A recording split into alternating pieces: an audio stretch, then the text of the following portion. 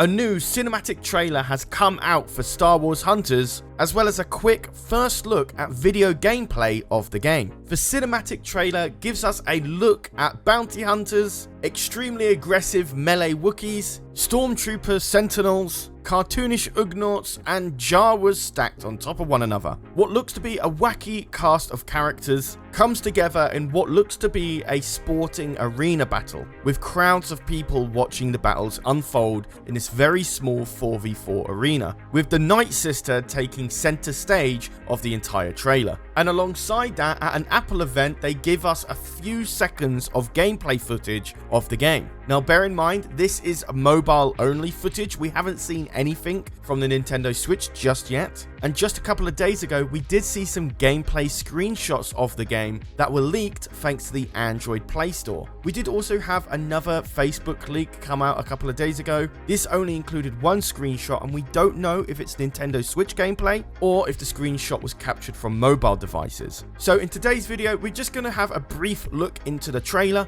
as well as the very short video gameplay we have on offer. But before we get into it, guys, did you know that over 70% of you who watch our videos aren't subscribed? So if you love everything Star Wars gaming and want to keep up with the news and leaks that are coming out recently, be sure to hit that subscribe button so you never miss out on an update. We've also got this really massive project underway that I'm really excited to show you guys in just a couple of weeks. But with that all said and done, let's dive right into the video.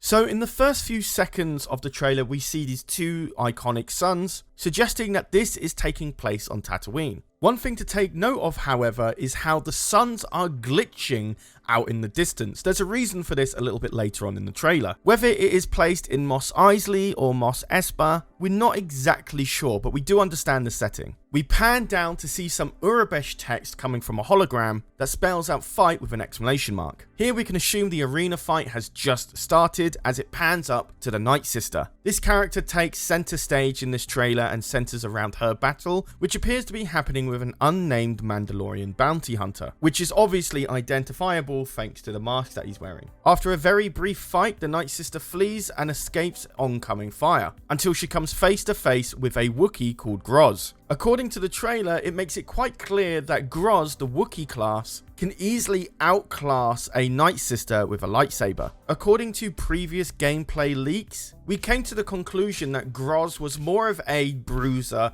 / tank class. It seems he can absorb a lot of damage, but needs to get into melee range before he becomes a serious threat. This idea is pushed even further when the Sentinel Stormtrooper starts firing at Groz with his portable E-Weber blaster, pretty much like a railgun that you see on the Heavy from Team Fortress 2. This distracts Groz enough for the Night Sister to escape, and cockily claims that she can handle these two on her own, to which the bounty hunter claims to suggest otherwise and begins using his fire blaster against her, which suggests these type of Mandalorian bounty hunters will have a range of abilities like the blaster for distance firing and the flamethrower when people get too close. The battle is quickly interrupted with an Ugnaught rushing between both the Night Sister and the bounty hunter, to which the Night Sister pulls back and then begins to sense a force sensitive user, which then we see a droid come in with a lightsaber of his own and has a robotic version of what appears to be a Jedi Padawan or Jedi Knight outfit. And again, after a very brief clash, the Jedi pulls back, to which then the Night Sister takes the time to check her surroundings. There we see the Jedi Padawan or Knight again in the background, alongside the Mandalorian bounty hunter, and then we're introduced with two Jawas stacked on top of one another to look like a human being. After that, we see Groz the Wookiee one more time, to which then we see the Night Sisters team, which is a well-equipped Ugnaught, the Stormtrooper Sentinel that we saw earlier, and what appears to be an Imperial bounty hunter alongside her. After that, the 4v4 team come together in a full clash, with the camera panning out to look like a recreation of the Tatooine Mos Eisley. And there we can see crowds and crowds of people watching the battle unfold. And it doesn't stop there, as the camera pulls out even more to show multiple battles happening at once. And it's not just Tatooine that has been recreated. We can see what appears to be Hoth in the bottom left.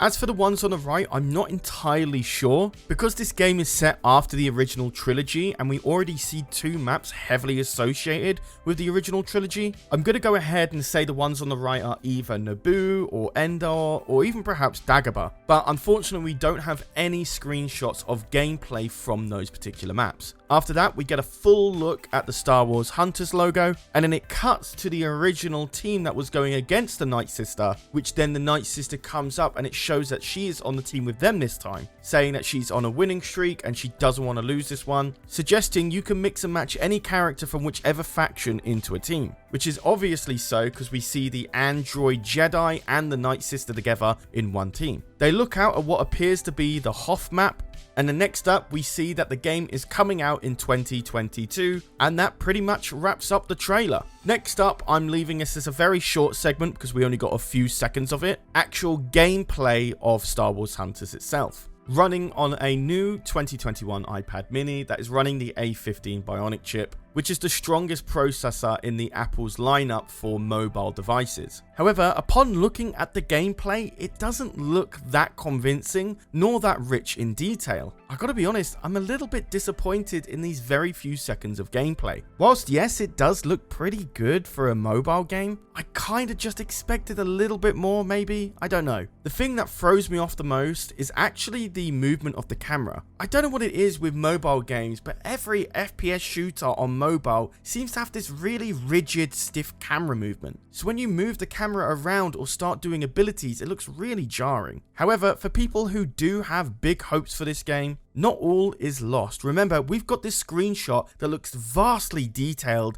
than any other gameplay screenshot we've got of Star Wars Hunters so far, which does suggest to me anyway that there's going to be a good difference between the mobile version of the game and the Nintendo Switch version of the game. I really do think the Switch version is going to be vastly superior to play on because it is so much stronger than most iPads that we have today. I'm going on full conspiracy mode here, but I do believe this game is coming out on mobile just to bypass the EA exclusivity rights, so they can release this game just before the end of their contract in 2023. I do believe this was originally meant to be a Nintendo Switch game, and there has been rumors that this game will come out on the Xbox One or the PS4 eventually. But I am going to take off my tinfoil hat right now. So far, I hope the Nintendo Switch version will be vastly superior, but we'll just have to wait and see just a couple more months until the limited release comes out in holiday of 2021, with the full version coming out in spring 2022. But that is where I pass the question over to you guys. What do you think of the cinematic trailer? What do you think about these very small seconds of gameplay? Are you still hopeful for the game? Have you completely lost hope on it altogether instead? Or were you checked out from trying out this game a long time ago? Let me know your thoughts and opinions as to why in the comments down below. I read all of them, and I'll get back to some of you as well. But with that all said and done, guys, I have been Charlie, you've been watching EcksToo, and I'll see you in the next video. Take care, guys.